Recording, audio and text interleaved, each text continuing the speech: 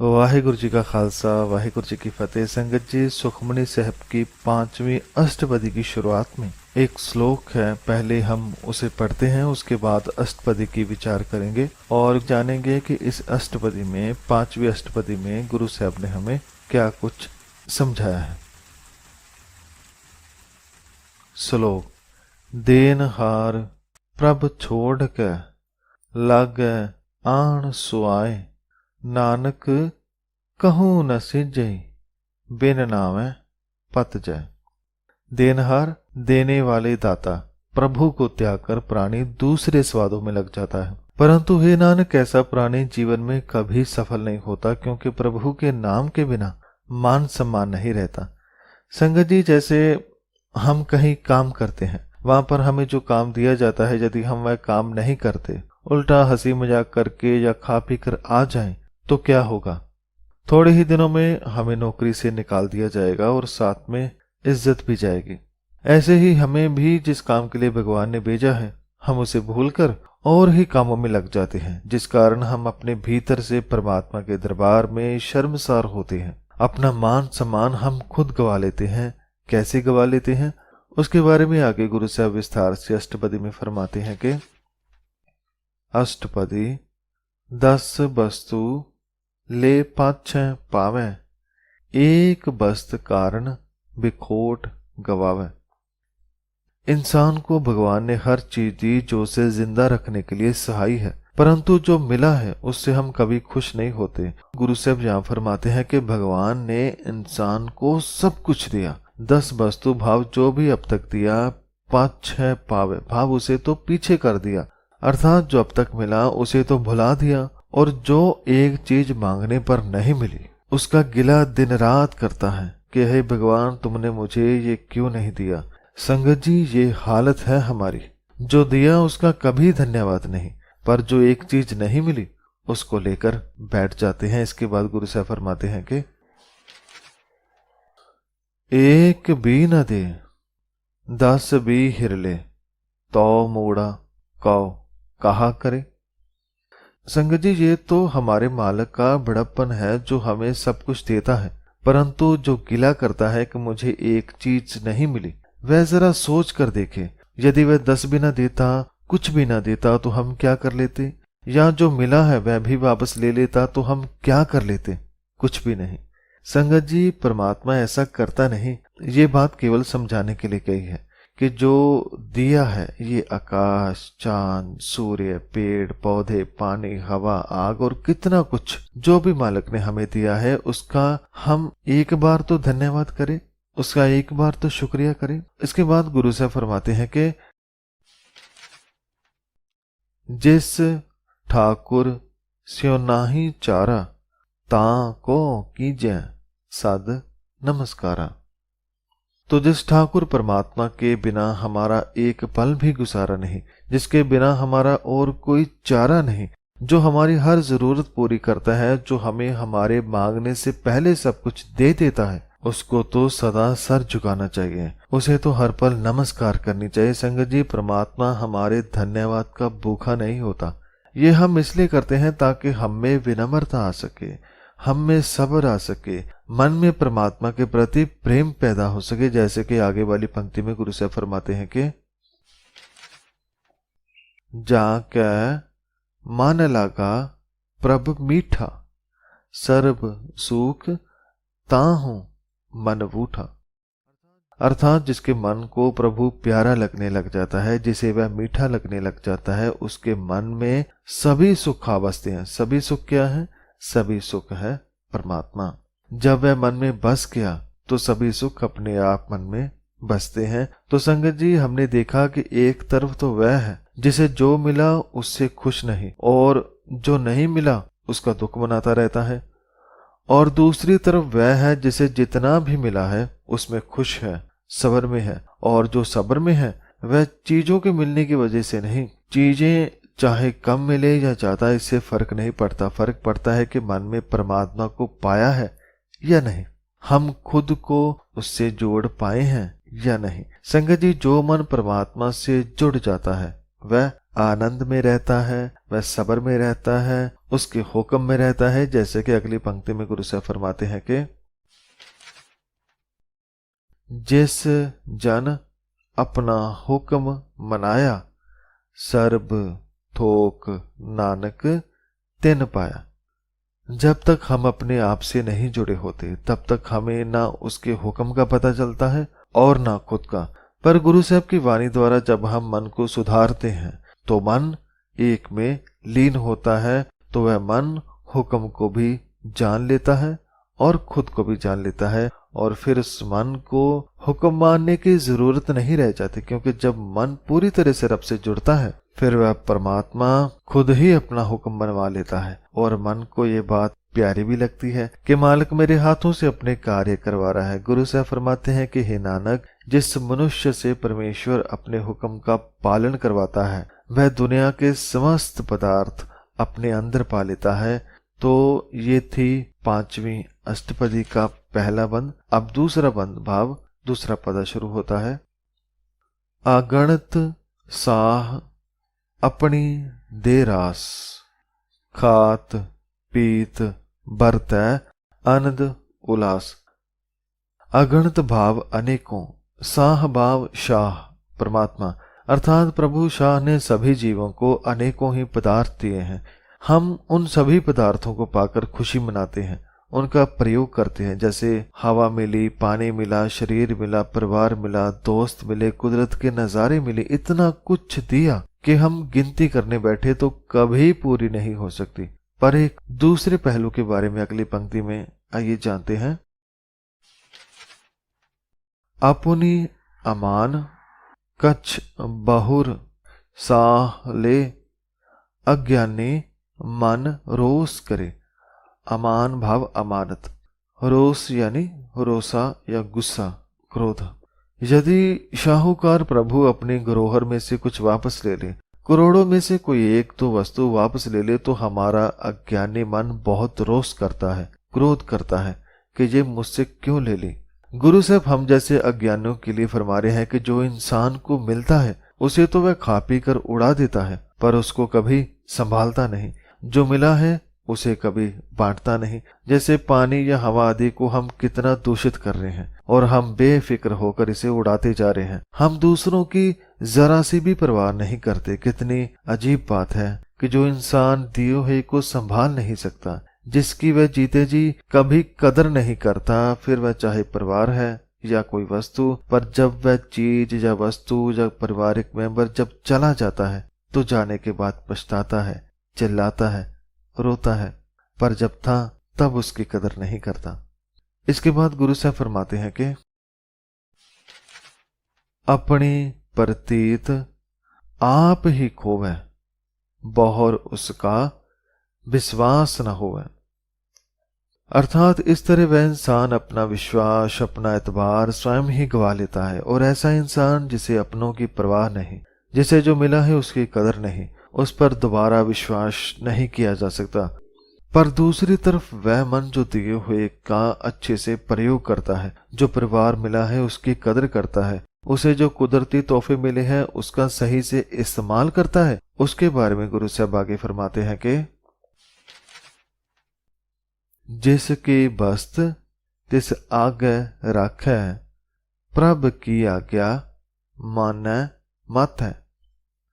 अर्थात जिसकी वस्तु है उसके समक्ष स्वयं ही खुशी से रख देनी चाहिए। भाव कि जब मन रब के हुक्म को मानता है, उसका जब कोई अपना जाता है तो वह रब को गिला नहीं करता। जैसे हमने गुरु साहब के जीवन पढ़े हैं, गुरु गोबिंद सिंह जी के सभी साहिबजादे शहीद हो जाते हैं, पर गुरु साहब किसी का गिला नहीं करते।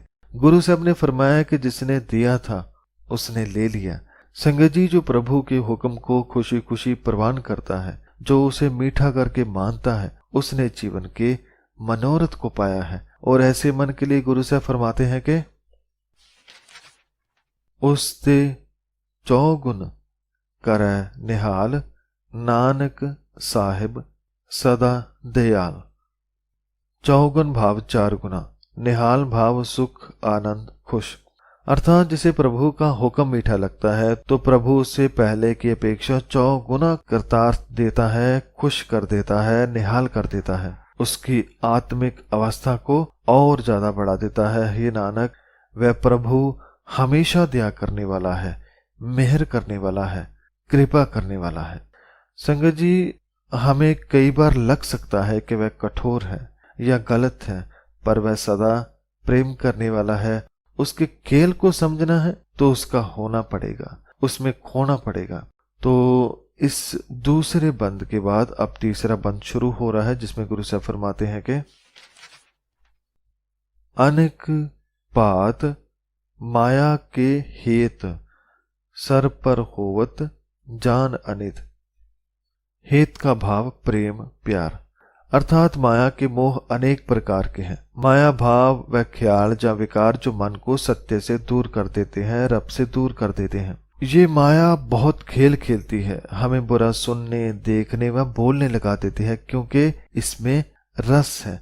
पर गुरु साहब फरमाते हैं कि ये सभी रस अंत में नाश हो जाते हैं। ये केवल अंधेरे की तरह हैं, जिसका कोई वजूद नहीं। ये तो पेड़ की छाए की जैसे हैं। जैसे कि बिरख की छाया स्यों रंग लावे, ओह बिनसै ओह मन पछुतावे। माया के अनेक प्रेम पेड़ की छाया के जैसे हैं। कोई मनुष्य छाया में बैठा हो, बड़ा आनंद ले रहा हो, थोड़ी देर में छाया दूर चली जाएगी, फिर उठकर वहां जाना पड़ेगा। छाया इस तरह पूरा दिन बदलती रहती है। ऐसे ही माया का प्रेम है, जो सदा बदलता रहता है। और जो माया छाया से प्रेम करता है, वह बाद में बहुत पछताता है। जो दिसै सुचालन हार, लपट रहे हो तह अंध अंधार।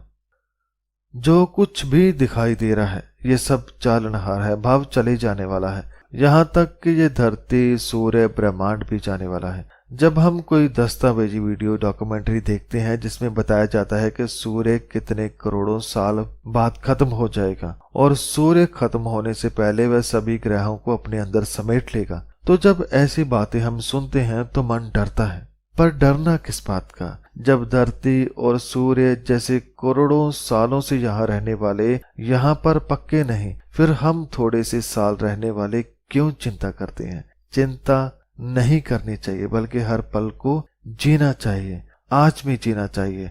जो परमात्मा ने हमें दिया है उसका शुक्रिया करना चाहिए। पर एक बात जो आगे वाली पंक्ति में बता रहे हैं वह भी याद रखनी चाहिए कि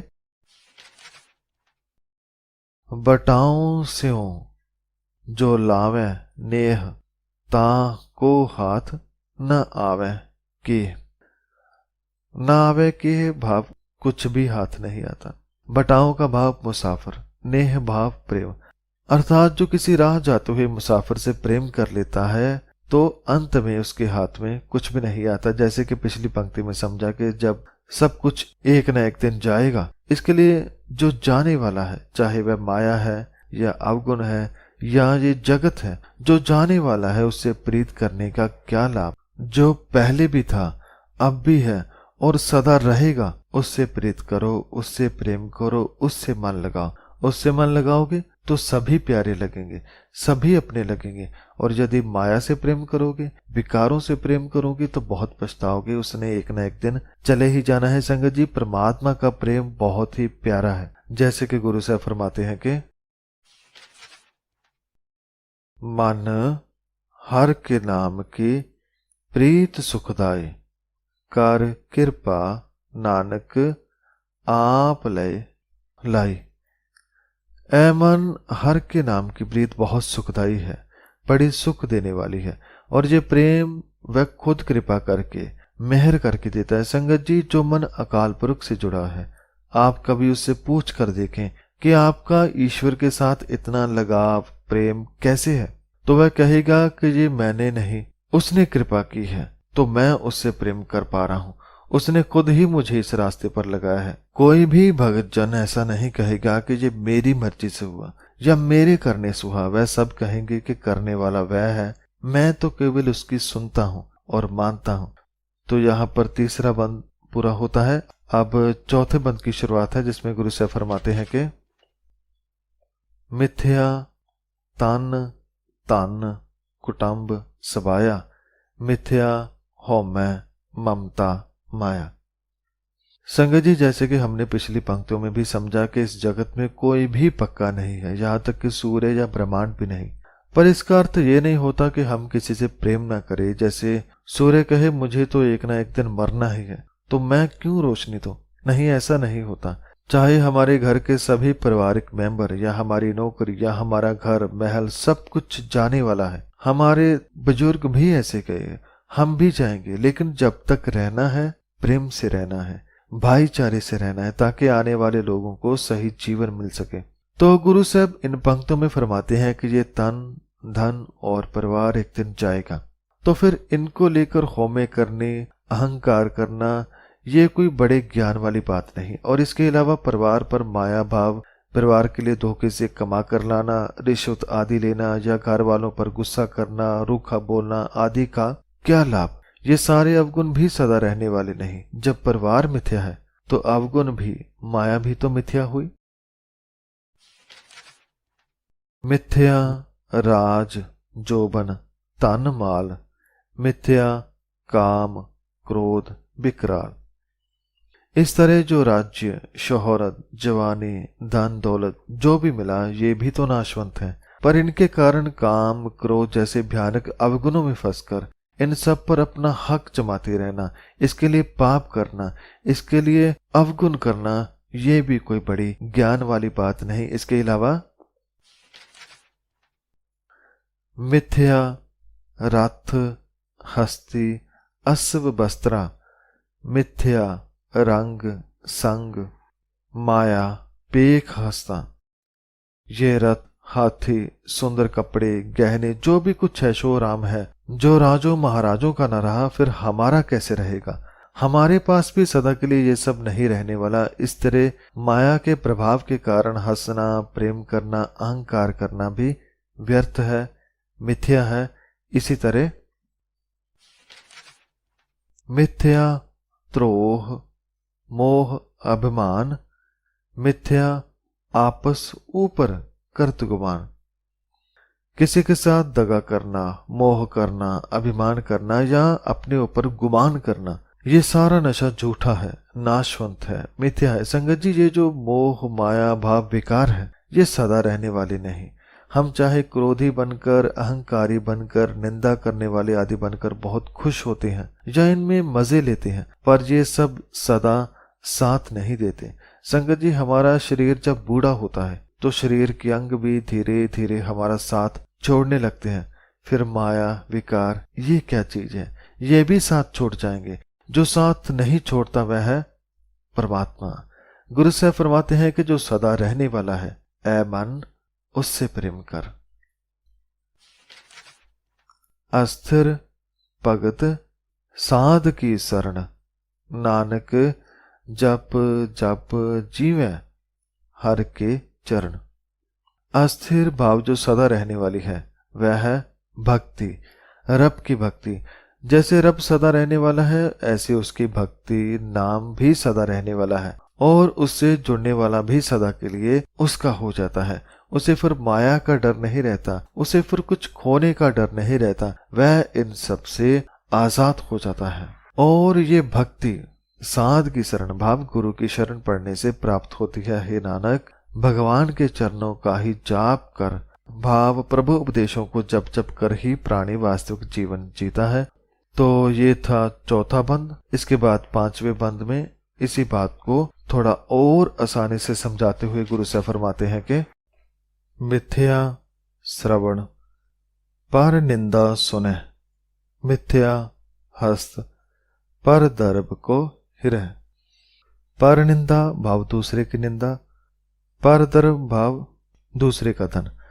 गुरु साहब ने पिछले बंद में जो समझाया, अब उसे और आसानी से समझा रहे हैं कि जो माया है, जो विकार है, वह कैसे मिथ्या है, नाशवंत या व्यर्थ है। गुरु साहब फरमाते हैं कि जो श्रवण भाव कान निंदा सुनते हैं वह व्यर्थ है, वह मिथ्या है। संगत जी, ये कान जब अंदर परमात्मा से जुड़ते हैं तो फिर ये भक्ति सुनते हैं। अच्छी और ज्ञान की बातें सुनने लगते हैं, पर जब माया से जुड़ते हैं, विकार से जुड़ते हैं, बुराई से जुड़ते हैं तो निंदा सुनते हैं। इसलिए गुरु साहब फरमाते हैं कि जो कान निंदा में लग जाए वह कान व्यर्थ है, और जो हाथ पराये धन को चुराने लग जाए वह हाथ व्यर्थ है, मिथ्या है। ऐसे ही मिथ्या नेत्र पेखत पर त्रिय रूपाद, मिथ्या रसना भोजन अन स्वाद। त्रिय भाव स्त्री, वह आंखें जो औरों की औरतों के पराये तन को देखती हैं, जो दूसरों के रूप को बुरी नजर से देखती हैं, वह आंखें मिथ्या है, झूठी है। और जो रसना परमात्मा का नाम जपना भूलकर केवल खाने पीने के स्वाद लेने में लग जाए तो वह रसना भी व्यर्थ है, मिथ्या है। इसी प्रकार से मिथ्या चरण पर विकार को तावह, मिथ्या मन पर लोभ लुभावह। पर विकार भाव दूसरे का नुकसान, अर्थात वह पैर जो किसी का नुकसान करने के लिए दौड़ते हैं वह पांव व्यर्थ है, मिथ्या है। और जो मन पराये धन पर लोभ करता है, उसे पाने के लिए मन में गलत विचार लाता है, वह मन भी व्यर्थ है। तो गुरु साहब ने हमें एक एक अंग के बारे में बता दिया कि जो माया से लगा है, जो बुराई में लगा है, वह अंग झूठे हैं, वह अंग बेकार हैं, वह मन मिथ्या है। और मिथ्या तन नहीं परोपकारा, मिथ्या बास लेत बिकारा। अब गुरु साहब पूरे शरीर की बात करते हैं कि जो तन दूसरों के लिए परोपकार नहीं करता वह तन भी मिथ्या है, व्यर्थ है। और जो नाक विकारों की सुगंधी लेती है वह नाक भी व्यर्थ है, बेकार है। आखिरी पंक्तियों में गुरु साहब फरमाते हैं कि बिन बूझे मिथ्या सब पए, सफल देह नानक हर हर नाम ले। गुरु साहब फरमाते हैं कि जिसका जीवन ऊपर बताए मार्ग पर चलता है उसका पूरा जीवन ही व्यर्थ है। पर ऐसा होता क्यों है? क्योंकि हमने अपने आप को जाना नहीं, समझा नहीं। जैसा बिगड़ा हुआ मन ने कहा वैसा तन करता गया। यदि मन गुरु से जुड़ा होता तो उसे पता होता कि इन अंगों से क्या काम लेना है। पर यह सब तभी होता है जब मन गुरु के द्वारा नाम जपता है, प्रभु गुणों को मन में बसाता है, तब मन अपने अंगों का सही सही इस्तेमाल कर पाता है। तो इसके बाद अब जो नया बंद शुरू हो रहा है उसमें फिर यही बात को थोड़ा और आसान करते हुए गुरु साहब फरमाते हैं कि बिरथी साकत की आरजा, साच बिना कह होवत सूचा। आरजा भाव उम्र। गुरु साहब फरमाते हैं कि हमारा शरीर मन इसलिए ऐसा बना क्योंकि हम सत्य से, परमात्मा से टूट गए और साकत बन गए। साकत का अर्थ है जो रब से टूटा हुआ है, और साकत की उम्र व्यर्थ ही चली जाती है क्योंकि वह सारी उम्र करता तो बहुत कुछ है, पर असल में उसने ऐसा कुछ भी नहीं किया होता जिससे उसके मन को शांति मिले, जिससे वह रब से जुड़ सके। वह तो सत्य से दूर होकर जीवन बर्बाद कर लेता है, अपने मन को, तन को विकारों में लगाकर नाश कर लेता है। तो गुरु से फरमाते हैं कि जब तक मन सत्य परमात्मा से नहीं जुड़ता तब तक वह सूचा, भाव, पवित्र, शुद्ध कैसे हो सकता है। बिरथा नाम बिना तन अंध, मुख आवत ताक दुर्गंध। पहले शब्द मिथ्या आया था, अब व्यर्थ आया है। भाव तन में नाम ना होने की वजह से ये मन अंधे काम करता है, वह काम जिससे उसे कोई लाभ नहीं। इसके अंग इसलिए सही काम नहीं करते क्योंकि वह नाम से नहीं जुड़ा, परमात्मा से नहीं जुड़ा, और इसी कारण इसके मुख से दुर्गंध आती है। भाव मुख से हर वक्त निंदा, झूठ आदि की बदबू आती है। इसके बाद गुरु से फरमाते हैं कि बिन सिमरन दिन रैन वृथा बिहाए, मेघ बिना ज्यों खेती जाए। जो सिमरन नहीं करता, भाव जो रब को याद नहीं करता, जो सत्य के राह पर चलने का यत्न नहीं करता, उसका दिन और रात ऐसे बेकार जाते हैं जैसे बारिश के बिना खेत। जैसे बारिश ना हो तो फसल खत्म, खेत खत्म, जंगल खत्म, पेड़ खत्म, ऐसे नाम के बिना मन खत्म। गोविंद भजन बिन वृथे सब काम, ज्यों कृपन के निरार्थ दाम। दाम यानी पैसे। गोविंद भगवान के भजन के बिना सभी किए हुए कार्यों का कोई अर्थ नहीं, क्योंकि जो मन के भीतर खजाना है, नाम है, परमात्मा है, यदि उससे हम ना जुड़े तो हमारे सभी काम बेकार जाते हैं, क्योंकि उनमें परमात्मा नहीं होता। जैसे कृपण भाव कंजूस, जैसे कंजूस के पास पैसा है पर वह उसे काम में नहीं लेता और अपना जीवन पैसे होते हुए भी बिना सुख सुविधाओं के गवा लेता है। ऐसे ही हमारे मन में बहुत सारा खजाना है, नाम है, सुख है, प्रभु गुण है, जो हमें हर काम में सहाय होंगे, पर मन उससे जुड़ता ही नहीं। पर जो अंदर से जुड़ गए हैं उनके बारे में गुरु साहब फरमाते हैं कि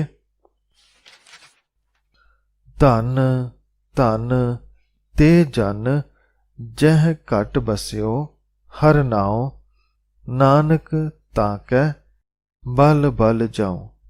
धन्य है वह जन जह घट भाव जो हृदय हर के नाम से जुड़ जाता है, जो अपने अंदर से परमात्मा से ज्योति से जुड़ जाता है, जो परमात्मा से एक हो जाता है, वह धन्य है, धन्य है। और उनके ऊपर हे नानक मैं बलिहार जाता हूँ, कुर्बान जाता हूँ, सदके जाता हूँ, क्योंकि उन्होंने ही मन और तन दोनों को बचा लिया है, सही राह पर लगा लिया है। तो इसके बाद 7वां बंद शुरू होता है, जिसमें गुरु साहब फरमाते हैं कि रहत अवर कछ अवर कमावत, मन नहीं प्रीत मुखों गंड लावत। अब गुरु साहब उनकी बात कर रहे हैं जो धार्मिक हैं पर केवल बाहर से, केवल तन धर्मी है और मन अधर्मी। गुरु साहब फरमाते हैं कि जिसके बाहरले धार्मिक निशान तो बताते हैं कि वह बहुत धार्मिक है, परंतु उसके कर्म कुछ और ही बोलते हैं। जब वह कुछ करता है तो धर्म से उल्ट करता है। भाव लिबास कुछ और है और काज कुछ और इसके अलावा उसके मन में तो परमात्मा के लिए जरा सा भी प्रेम नहीं, परंतु मुख से बहुत ज्ञान ध्यान की बातें करता है। गुरु साहब फरमाते हैं कि ये कैसा जोड़ है जिसका तन और है और मन और है। ऐसे मन के लिए आगे वाली पंक्ति में संदेश है कि जाननहार प्रभु पर बीन, बाहर पेख न काहू पीन। पीन भाव भीजता, प्रसन्न होना। अंदर और बाहर से अलग अलग दिखने वाले जीव याद रख के किसी इंसान को तो अपने जाल में फंसा सकता है, लेकिन वह जाननहार प्रभु परबीन वह सब जानता है, वह तुम्हारे हर काम को जानता है, वह तुम्हारे मन को जानता है। इसलिए बाहर के वेद से केवल और केवल लोगों को कुछ कर सकता है, परमात्मा को नहीं। इसलिए अवर उपदेसें आप ना करे, आवत जावत जन्म मरे। इसलिए ये खेल छोड़ दे। ऐसे उपदेश जो औरों को देता है और खुद तुम उन पर अमल नहीं करता, ऐसे करके तो आने जाने के चक्कर में, जन्म मरण के चक्कर में पड़ा रहता है और इस जीवन को बर्बाद कर लेता है। लेकिन जो सत्य को पहचान लेता है, जो खुद में उस रब को ढूंढ लेता है, जो कहता है वो करता है, उसके बारे में गुरु साहब फरमाते हैं कि जिसके अंतर बसै निरंकार, तिसकी सीख तरह संसार।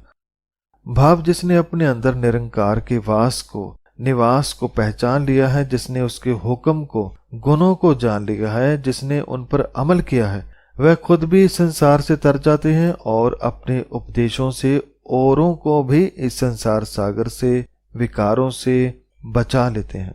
और ऐसे भक्तजन परमात्मा को बहुत प्यारे होते हैं, जो औरों के लिए परोपकार करते हैं, जो अपने लिए ही नहीं बल्कि औरों के लिए भी जीते हैं। 7वें बंद की आखिरी पंक्ति में गुरु साहब फरमाते हैं कि जो तुम पाने तिन प्रभ जाता, नानक उन जन चरण पराता। हे परमात्मा, जो भगत जन आपको प्यारे लगते हैं, उन्होंने आपको पहचान लिया है, आपको ना केवल अपने अंदर बल्कि सभी के भीतर बसता जान लिया है। हे नानक, गुरु साहब फरमाते हैं कि मैं ऐसे भगत जनों के चरण स्पर्श करता हूं, उनको नमन करता हूं। तो ये 7वां बंद था, पदा था। अब 8वें भाव 5वें अष्टपदी के आखिरी बंद को पढ़ते हैं। करो बेनती पार ब्रह्म सब जाने, अपना किया आपह माने। जो परमात्मा को प्रेम करते हैं, जिन्हें रब का हुक्म मीठा लगता है, संगत जी वे कुछ ज्यादा रब से मांगते नहीं हैं, क्योंकि जो पहले से इतना कुछ मिला हुआ है उसका जितना भी आभार प्रकट करे उन्हें कम लगता है। इसलिए भगतजन तो फरमाता है कि मैं जो जो भी विनती करता हूँ, जो जो भी प्रार्थना करता हूँ, जहाँ जो कुछ मेरे मन में है वह पार ब्रह्म प्रभु सब जानता है। मेरे कहने से पहले मेरी बात जानता है। वह तो अपने पैदा किए हुए सभी जीवों को खुद ही मान सम्मान देता है। इसके बाद गुरु साहब फरमाते हैं कि आप करत न बेरा, किसे दूर जनाबत किसे बुझावत नेरा। संगत जी हमने पहले भी एक बार समझी थी कि जो परमात्मा के हुक्म को जान लेता है वह समझ जाता है कि जीवन में सुख दुख आना या कोई मुसीबत आ जानी ये सब उसकी रजा में होता है, और उसकी रजा में चलने वाला जानता है कि परमात्मा खुद ही किसी को समीप लगता है और खुद को ही कहीं दूर लगता है। लेकिन जहां तक न्याय की बात है तो न्याय परमात्मा खुद ही करता है, इसके लिए कोई दूसरा नहीं है। गुरु साहब फरमाते हैं कि ईश्वर स्वयं ही प्राणियों के कर्मों के अनुसार न्याय करता है। और एक बात जो पिछले बंद में समझी थी वह फिर गुरु साहब दोहराकर समझाते हैं कि उपाव सियानप सगल ते रहत, सब कछ जाने आत्म की रहत। वह परमात्मा हमारे किसी वेश को देखकर न्याय नहीं करेगा, न हमारी चतुराई को देखकर करेगा। वह भगवान तो समस्त चतुराइयों से परे है। वह जब भी न्याय करता है तो हमारा वेश घर धर्म आदि देखकर नहीं बल्कि हमारे मन को देखकर करता है। हमारी आत्म की रहत भाव हमारी आत्मा की क्या हालत है, कैसा उसका जीवन है, वह कैसी जी रही है, उसे देखकर हमारा न्याय होता है। तो पूरी बात हमारे मन पर आत्मा पर खड़ी है। और इसके आगे गुरु साहब फरमाते हैं कि जिस भावै तिस लय लड़ लाए, थान थनंतर रहया समाये। जिसे वह भा जाता है, भाव जो भगत जन प्रभु को प्यारा लगने लग जाए उसे वह अपने संग लगा लेता है, अपने साथ मिला लेता है। और जो उसके संग लग गया फिर उसे हर कहीं वह एक परमात्मा ही बसता हुआ दिखाई देता है। भाव जो प्रकाश उसके मन में था वह अब उसे हर जगह दिखाई देता है। उसके लिए हर स्थान ही अब उसका स्थान हो जाता है। तो अंत में फिर से गुरु साहब फरमाते हैं कि सो सेवक जिस कृपा करी, निमख निमख जप नानक हरि। वही असल में उसका सेवक है जिस पर वह कृपा करता है। तो क्या हर कोई उसका सेवक है? हाँ, सब कुछ तो परमात्मा का ही बनाया हुआ है, सब उसके ही पैदा किए हुए हैं। परंतु हे नानक, जो क्षण क्षण पल पल हर का जाप करते हैं वही असल में उसके सेवक हैं। जो हर जगह उसे देख लेते हैं, जो प्रभु गुणों में जीते हैं वही उसके भक्त हैं। इसलिए आओ सब मिलकर उसका जाप करें, उसे पल पल याद करें, उसके गुणों को मन में धारण करें ताकि हम जीवन का भरपूर आनंद ले सके, अकाल पुरख को अंग संग समझ सके और उसके सच्चे भक्त बन सके। तो संगत जी ये थी 5वीं अष्टपदी। इस अष्टपदी में गुरु साहब ने हमें बहुत कुछ समझाया, जैसे हमें अपने बाहरी वेश के साथ साथ अंदर के वेश को भी अच्छा बनाना है और इन अंगों से शरीर से भले काम करने हैं और जो जीवन मिला है इससे परोपकार के कार्य करने हैं। इसके साथ ही गुरु से मिलकर गुरबाणी पढ़कर परमात्मा के गुण मन में बसाने हैं, उसके हुक्म को जानना है, मीठा करके मानना है और हर किसी में उसको देखना है। तो इसके बाद सुखमणि साहब की जो अगली अष्टपदी की विचार है वह हम आने वाली वीडियो में गुरु साहब की कृपा से करेंगे। अंत में श्री गुरु ग्रंथ साहब जी का बहुत बहुत धन्यवाद और आप सभी का भी धन्यवाद है इस वीडियो को सुनने के लिए। वाहिगुरु जी का खालसा, वाहिगुरु जी की फतेह।